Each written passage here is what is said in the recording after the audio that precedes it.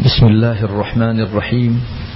الحمد لله رب العالمين، والصلاة والسلام على سيد المرسلين وعلى آله وصحبه أجمعين، أما بعد. أعوذ بالله من الشيطان الرجيم. بسم الله الرحمن الرحيم. يا أيها الرسل كلوا من الطيبات واعملوا صالحا إني بما تعملون عليم.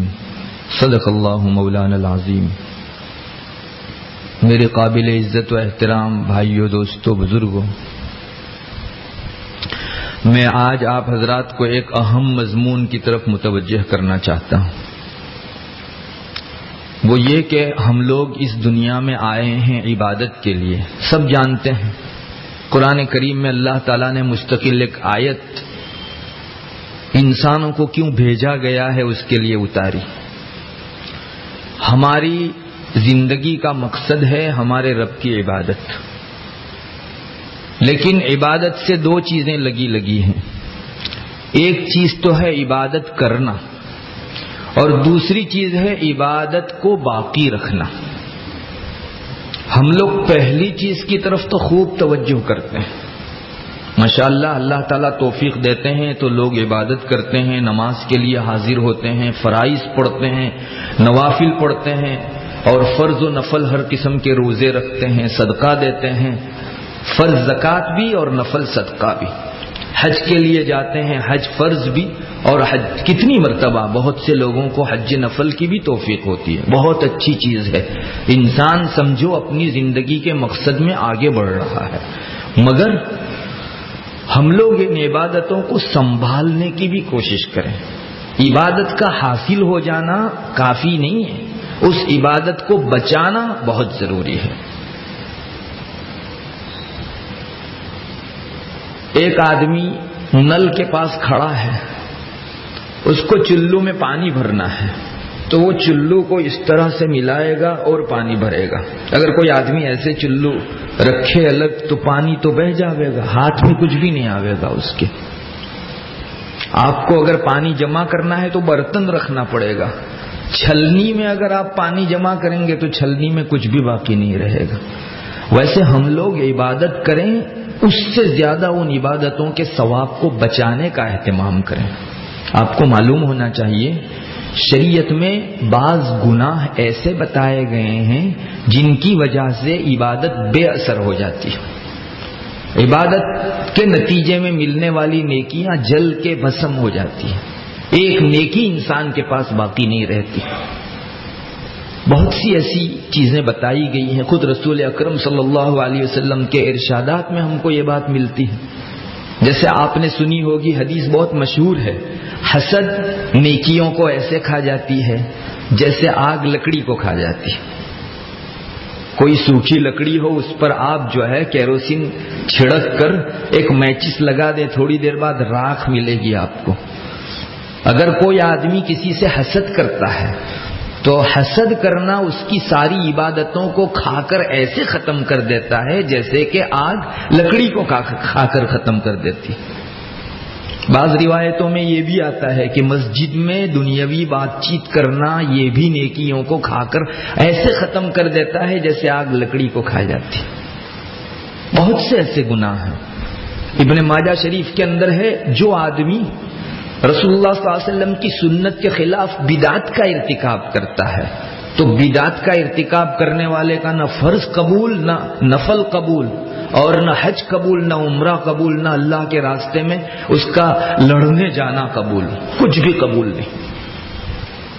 یہ گناہ وہ ہیں جو نیکیوں کو کھا کر ختم کر دیتے ہیں. یا تو نیکیوں کو آنے ہی نہیں دیتے، صرف عبادت کا ڈھانچہ مل جاتا ہے، اس کے ورے اس کے پیچھے کوئی ایک نیکی بھی نہیں ملی. بہت سے ایسے گناہ ہیں. شرک، یہ بھی انسان کے سارے اچھے اعمال کا اثر ختم کر دیتا ہے. خود اللہ کے رسول صلی اللہ علیہ وسلم کو اللہ فرماتا ہے، لئن اشرکت لیحبطن عملک. رسول اگر تم جو ہے نا شرک کرو گے تو تمہارے سارے اعمال بے اثر ہو جائیں گے.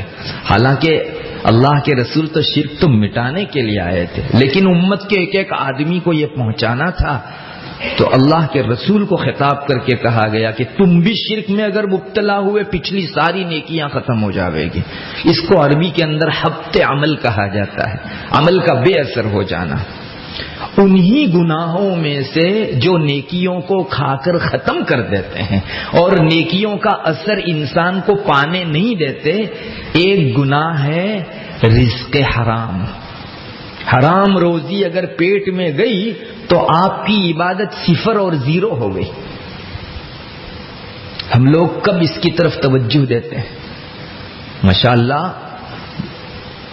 20 رکعت 40 رکعت 60 رکعت نفل نماز پڑھنے والوں کی کمی نہیں. بہت سے لوگوں کو اللہ توفیق دیتا ہے، پڑھتے ہیں. لیکن آپ جہاں ایک طرف اہتمام کرتے ہیں کہ نیکیاں کثرت سے کریں، وہیں اس سے زیادہ اہتمام کیجئے کہ ہماری یہ نیکیاں بسم نہ ہوں. ورنہ آپ یہ سب نیکیوں کو لے کر کل قیامت کے دن جاؤ گے. دنیا میں اگر اللہ کی ناراضگی والا رزق کھایا ہوگا، حرام رزق کھایا ہوگا، اللہ نے جن جگہوں سے کمانا منع کیا ان جگہوں سے کما کر آپ نے کھایا ہوگا، تو آپ اپنی نیکیوں سے فائدہ نہیں اٹھا پائیں گے. اور یہ میں نہیں کہتا، حدیث شریف میں اس کا مضمون آ چکا ہے اور بار بار آ چکا ہے، اور الگ الگ عنوانوں سے نبی کریم صلی اللہ علیہ وسلم نے امتیوں کو یہ بات بتائی ہے. دیکھو ایک روایت ہے جس میں رسول اللہ صلی اللہ علیہ وسلم کا اس طرح کا ارشاد ہے کہ کل قیامت کے دن چند لوگ لائے جائیں گے. محشر میں سب کو کھڑا ہونا ہے اللہ کے حضور، اپنے کچے چٹھے کا حساب دینا ہے. زندگی کی ایک ایک گھڑی تم نے کیا کیا، کیا نہیں کیا، کیا چھوڑا، کیا پایا، کیا کھویا، سب چیزوں کا حساب دینا ہے. اور ایسا مت سمجھیے کہ اللہ اپنے اور بندوں کے درمیان میں کسی کو واسطہ بناوے گا. ڈائریکٹ ہر ایک کو کھڑے ہونا ہے اللہ کے پاس اور حساب دینا ہے، جس کو ہم اپنی زبان میں کہیں تو فیس ٹو فیس. ایسا نہیں ہے کہ اللہ تعالیٰ کسی کو بیچ میں رکھ کر جو ہے آپ کا حساب لے گا. ڈائریکٹ ہر ایک کو اپنی زندگی کی ایک ایک گھڑی کا حساب دینا ہے. یہ وہ چیز ہے جس سے سوچنے والوں کا پتا پانی ہو جاتا ہے. دیکھیے آج ہمارا کوئی سپرنٹینڈنٹ ہمارے پاس آ کر 2 دن کی گھڑیوں کا ہم سے حساب مانگے تو آدمی پسینہ پسینہ نہیں ہو جاتا. جو لوگ مارچ اینڈنگ میں حساب آڈٹ کرواتے ہیں ان لوگوں کی حالت دیکھ لیجئے ان دنوں کیا ہو جاتی. تو ہماری زندگی کے کچے چٹھے کا حساب رب تعالیٰ کو کھڑے ہو کر ہم سب کو دینا ہے. خدا کرے یہ احساس ہمارے دلوں میں بیدار ہو جائے. میں آپ کو یقین دلاتا ہوں گناہ کی یہ ریل پیل ختم ہو جاوے گی. آج آدمی گناہ اس لیے کرتا ہے کہ اسے اس کا استحضار ہی نہیں ہے، ذہن و دماغ میں خیال ہی نہیں ہے کہ مجھے میرے رب کے پاس کھڑا ہونا. ایک وہاں کا منظر نبی اکرم صلی اللہ علیہ وسلم اس روایت میں قائم فرما رہے ہیں. آپ نے فرمایا کہ چند لوگوں کو اللہ کے پاس لایا جائے گا اور ان کی نیکیاں بھی لائی جائیں گی. کتنی نیکیاں ہوگی؟ تہامہ ایک جگہ ہے، وہاں پہاڑی ایریا بہت بڑا ہے. اللہ کے رسول صلی اللہ علیہ وسلم نے فرمایا تہامہ کے جو پہاڑ ہیں نا، ان سارے پہاڑوں کی مقدار اس آدمی کی نیکی ساتھ میں لائی جائے گی. آدمی کھڑا کیا جائے گا، اس کی ان نیکیوں کو ساتھ میں رکھا جائے گا. ابھی نیکیاں رکھی نہیں گئی کہ اللہ تعالیٰ ان سب نیکیوں کو اڑا کر ختم کر دے گا اور اس آدمی کو جہنم میں اونھے منہ ڈالنے کا حکم فرماوے گا. یہ روایت میں صحابہ کو تعجب ہوا، اے اللہ اس نے تو عمر بھر نیکیاں کمائی، آخر کیوں اس کے ساتھ یہ معاملہ کیا گیا؟ یہ رسول اللہ صلی اللہ علیہ وسلم کا ارشاد ہم لوگوں کو اپنے دل پر نقش کر لینے کے قابل ہے. عبادت کی تھی اس نے لیکن عبادت کو بچانے کا اہتمام نہیں کیا تھا. آپ صلی اللہ علیہ وسلم نے فرمایا یہ وہ لوگ ہوں گے جو دنیا کے اندر نماز بھی پڑھتے ہوں گے، روزے بھی رکھتے ہوں گے، زکوٰۃ بھی دیتے ہوں گے اور حج بھی کرتے ہوں گے، مگر ان سب نیکیوں کے پاس کہیں سے اگر ان سب نیکیوں کے بعد اگر ان کے پاس کہیں سے حرام مال آتا تھا تو وہ قبول بھی کر لیتے تھے. بس یہ جرم اللہ کو اتنا ناپسند ہوا کہ ساری عبادتیں نیکیاں دھری کی دھری رہ گئیں اور یہ آدمی بجائے اپنی نیکیوں سے فائدہ اٹھانے کے جہنم کا حقدار ہوا. نبی اکرم صلی اللہ علیہ وسلم کے اس ارشاد سے کیا ہم لوگ یہ نہیں سمجھ پاتے کہ ہمارے پیٹ میں جانے والی غذا ہماری عبادتوں کا اثر ختم کر دیتی؟ جو لوگ عبادت زیادہ کرنے کا اہتمام تو کرتے ہیں مگر ان عبادتوں کو بچانے کا اہتمام نہیں کرتے، چنانچہ حلال حرام جہاں سے پیسہ آیا ان پیسوں کو بٹورنے اور سمیٹنے کی فکر میں رہتے ہیں، ان لوگوں کے لیے ایک بہت بڑا تعزیانہ عبرت ہے یہ حدیث۔ ان لوگوں کو سوچنا چاہیے اپنے سامنے کہ میری یہ ساری نیکیاں بے اثر ہو سکتی ہیں۔ اس کے مقابل میں وہ آدمی جو عبادتوں کا بھی اہتمام کرتا ہے اور حرام رزق میرے پیٹ میں نہ جائے اس کا اس سے زیادہ اہتمام کرتا ہے، انشاءاللہ یہ آدمی کچھ نہ کچھ لے کر لوٹے گا اور اپنی ساری نیکیوں کا فائدہ آخرت کے اندر وہ پائے گا۔ روایتوں میں یہ بھی مضمون ملتا ہے کہ اللہ تعالیٰ نے جن بندوں کو عذاب دینا طے کر رکھا ہے اس گھر کے اوپر ایک فرشتہ انچارج ہے، نگران ہے، بیت المعذبین جس کو کہا جاتا ہے، وہاں فرشتہ مقرر ہے ان کے اوپر۔ وہ فرشتہ روزانہ دن کو یا رات کو ایک اعلان کرتا ہے، یہ اللہ کے حکم سے اعلان کرتا ہے، اور اس لیے اعلان کرتا ہے تاکہ بندوں کے دل اس چیز کو سنے۔ رسول اللہ صلی اللہ علیہ وسلم نے ہم کو سنایا، واقعی آپ نے فرمایا ویسے ہی اعلان ہے۔ وہ فرشتہ روزانہ یہ اعلان کرتا ہے کہ جو آدمی حرام رزق کھائے گا اس کی نہ نفل قبول ہے اور نہ فرض قبول ہے، یہ اللہ کی طرف سے اعلان ہے۔ جو حرام رزق کھاتا ہے اس کے نوافل بھی قبول نہیں اور فرائض بھی قبول نہیں، یہ اللہ کا اعلان ہے سب بندوں کے درمیان۔ میرے بھائیوں، ہم لوگوں کو اپنے رزق پر بہت زیادہ نظر کرنی چاہیے۔ عبادتیں بڑھاؤ، زندگی کا مقصود ہے، لیکن اسے بچانے کی اس سے زیادہ کوشش کرو۔ رزق ناجائز کسی کی ناراضگی والا پیسہ اس کا میرے پیٹ میں نہ جائے، اس کا میں خصوصی اہتمام کروں۔ کہیں فاسد سودا جس کو میری شریعت نہ کہتی ہے کہ اس اسکیم کے اندر آپ جو ہے انوالو نہ ہو، ورنہ یہ جو ہے سود پر مشتمل ہے، ربا اور انٹرسٹ پر مشتمل ہے۔ اگر آپ نے وہاں سے پیسہ کمایا تو آپ نے جو نماز پڑھی، فرائض نوافل سب بے اثر ہو جائیں گے۔ میرے بھائیوں، اتنی سخت چیز ہے کہ آدمی کا پتا پانی ہو جاتا ہے اس جگہ آ کر، اور سچ ہے کہ حرام رزق انسان کی نیکیوں کو کھا کر ختم کر دیتا ہے۔ لے کر بھی جاوے گا اللہ تعالیٰ اس کا اثر وہاں جو ہے ظاہر نہیں ہونے دے گا۔ نیکی کا اثر ہے جنت میں لے جانا۔ نہیں دیکھا آپ نے پہلی روایت جو میں نے آپ کو سنائی، سب نیکیاں حدیث شریف میں آتا ہے ہباء منصورا کر دے گا، یعنی اڑا دے گا سب نیکیوں کو، اور اللہ اس کے لیے جہنم کا فیصلہ فرماوے گا۔ میرے بھائیوں، ڈرنے کی چیز ہے۔ آج مسلمان بے تحاشا حرام رزق کھانے کی طرف پڑا ہوا ہے، ایک دوڑ لگی ہے، دوڑ۔ ہر ایک چاہتا ہے کہ میرے پاس پیسہ آنا چاہیے، یہ مت پوچھو کہ کہاں سے آئے۔ قربان جائیے، نبی اکرم صلی اللہ علیہ وسلم نے 1400 سال پہلے پیشین گوئی فرما دی تھی۔ حضرت ابو ہریرہ رضی اللہ تعالیٰ عنہ کی روایت ہے جس میں آپ کا یہ ارشاد ہے، آئندہ ایک زمانہ ایسا آنے والا ہے کہ انسان یہ نہیں دیکھے گا کہ مال حلال طریقے سے آ رہا ہے یا حرام طریقے سے، بس مال آ رہا ہے یا نہیں، یہی انسان کے پیش نظر رہے گا۔ مسلمان کی ہرگز یہ شان نہیں ہے۔ ابن اسبات ایک بہت بڑے بزرگ گزرے ہیں، وہ فرماتے ہیں کہ جب کوئی نوجوان عبادت میں لگتا ہے تو شیطان اپنے ماتحتوں کو کہتا ہے، چھوٹے چھوٹے شیطانوں کو کہتا ہے کہ اس کی عبادت کی طرف ابھی مت دیکھو، یہ کھاتا کہاں سے ہے، اس کی روزی کیسی ہے وہ دیکھو۔ اگر وہ ٹوہ لگاتے ہیں، ریسرچ کرتے ہیں، تحقیق کرتے ہیں اور اس کی روزی حرام کی ہوتی ہے تو وہ بڑا شیطان کہتا ہے کہ اس کو اپنی عبادت کرتا ہوا چھوڑ دو، فکر کی ضرورت نہیں ہے، یہ آدمی تم کو محنت کی ضرورت نہیں، تمہاری محنت کی جگہ اپنا مقابلہ کرنے کے لیے خود ہی کافی ہے۔ نوجوان کی عبادت بے اثر ہو جاتی ہے، یہ شیطان اپنے چیلوں کو سمجھاتا ہے، اگر اس کے پیٹ میں جانے والی غذا حرام ہے تم کیوں محنت کرتے ہو؟ اس کی عبادت ایسی جیسے کوئی آدمی ایسے پانی لیتا ہے، آتا ہی نہیں چلو میں، وہ نیچے ہی اتر جاتا ہے، چھلنی کے نیچے ہی پانی جاتا ہے، کبھی چھلنی میں پانی جمع نہیں ہوتا۔ اس آدمی کی حالت ایسی ہی ہے بالکل۔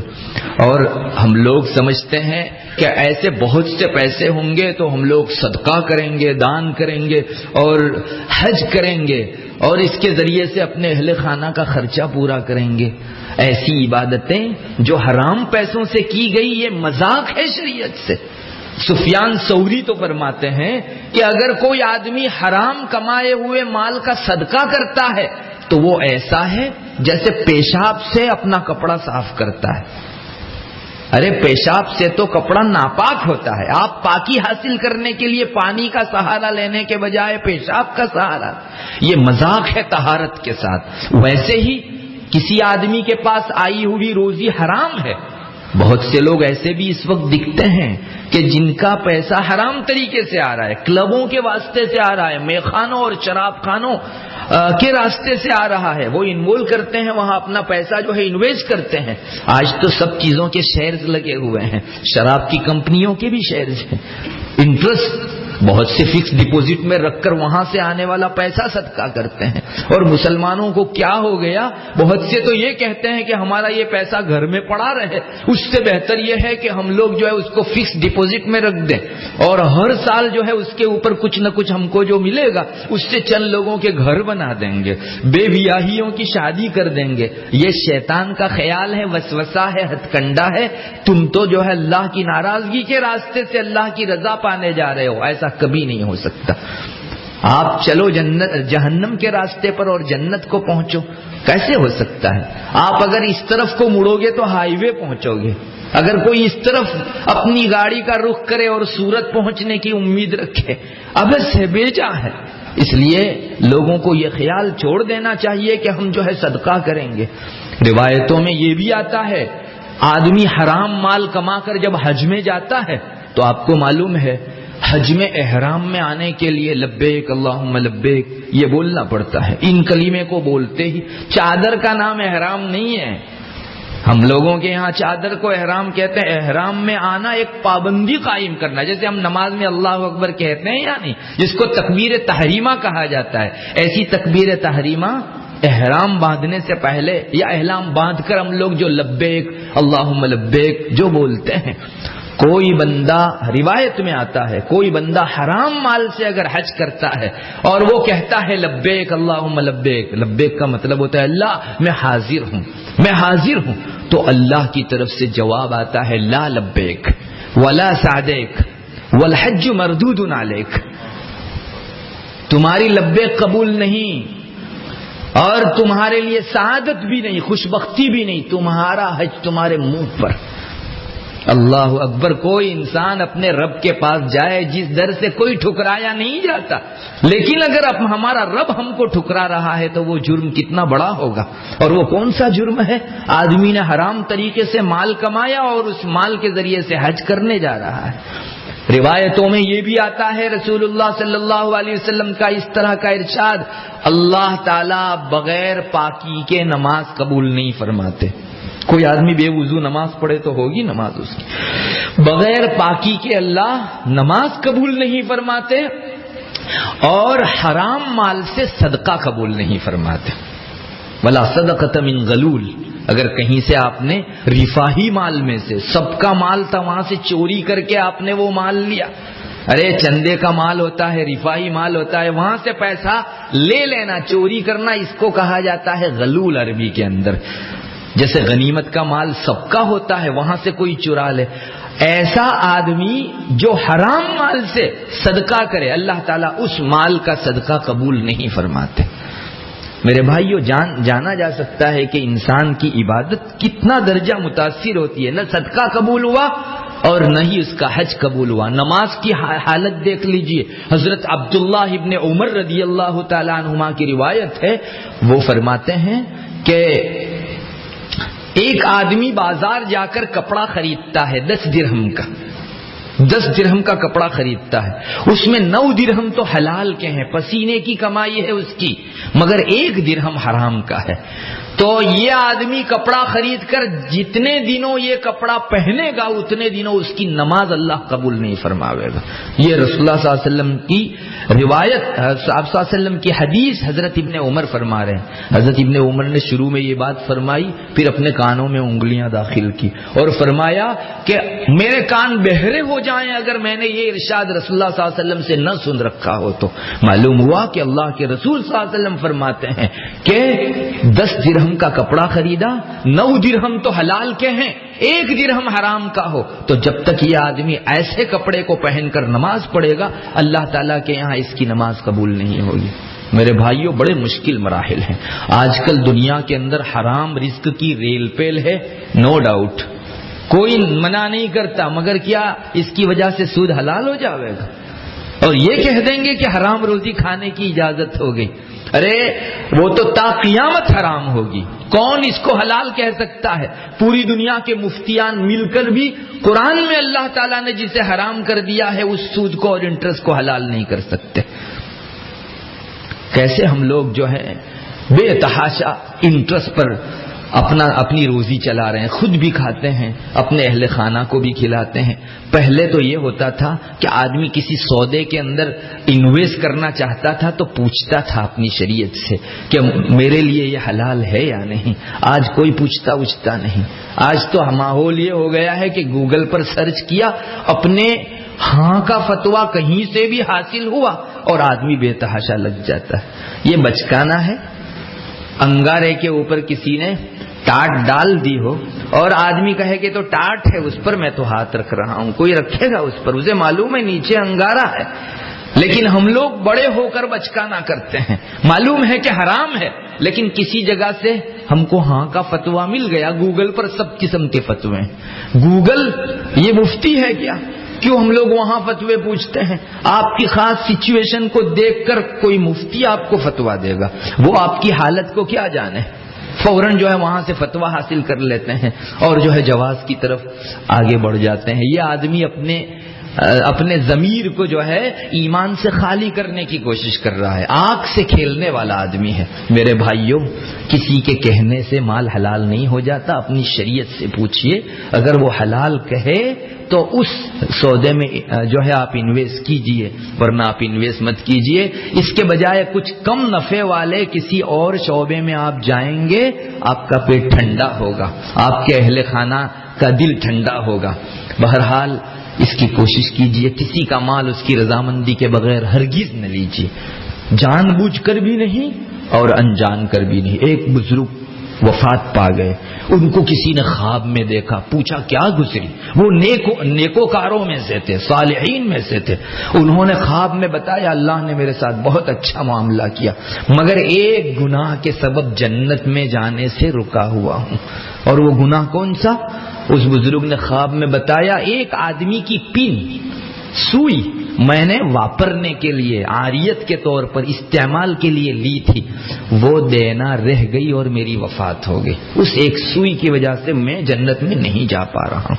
اتنی سی چیز اگر جنت میں جانے سے اور جنت میں انٹری اور داخلے سے انسان کو محروم کر سکتی ہے تو کیا ٹھکانہ ہے ان لوگوں کا جو بے تحاشا دوسروں کا مال کھاتے ہیں اور بے دریغ وافر مقدار میں، بہت بڑی مقدار کے اندر لوگوں کا مال بٹورتے ہیں، لوٹتے ہیں۔